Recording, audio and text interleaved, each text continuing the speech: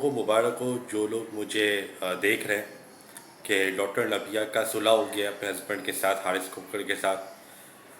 یہ کہانی تقریباً 2 ہفتے چلی، 2 ہفتے تک ان دونوں نے آپس میں جو ہے وہ ایک دوسرے پہ ایلیگیشنس لگائے، مردانگی پہ بات کی، عورت ذات پہ بات کی، گھریلو معاملہ ڈسکس کیے، پرانے افیئرز ڈسکس کیے، اور اس کے علاوہ جو ایکسٹرا میریٹل افیئرز ہیں اس کے بارے میں، مطلب ایک دوسرے پہ جو یہ لوگ کیچڑ اچھال سکتے تھے ان لوگوں نے اچھالا، چاہے وہ ڈاکٹر نبیہ ہو چاہے وہ حارث کھوکھر ہو۔ وہ یہاں سے پوڈ کاسٹ دیتی تھی، وہ یہاں سے اپنی ویڈیو بناتا تھا، وہ یہاں سے اپنی ویڈیو بناتی تھی، وہ وہاں سے کوئی پوڈ کاسٹ دیتا تھا۔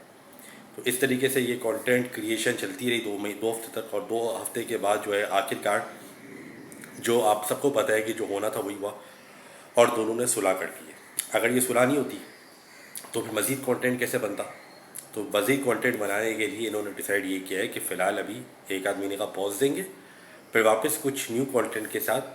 نیو ایلیگیشنس کے ساتھ ایک دوسرے کے سامنے واپس آ جائیں گے اور کانٹینٹ اپنا بنانا شروع کر دیں گے، ویوز لینا شروع کر دیں گے۔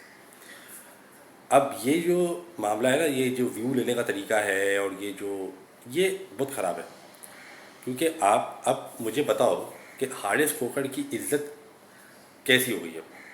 اب لوگوں کے سامنے حارث کھوکھر کی عزت کیا ہوگی؟ ایون اس کے گھر والوں کے سامنے بھی حارث کھوکھر کی عزت کیا ہوگی؟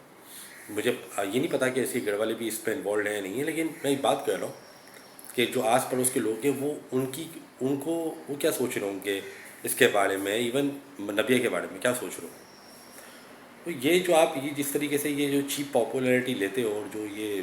بناوٹی طور پہ آپ یہ ایک دوسرے پہ ایلیگیشنس لگا کر اور یہ معاملہ چلاتے ہو ارننگ کا، تو یہ اس سے بہتر یہ ہے کہ آپ کچھ مناسب کانٹینٹ بنا لو،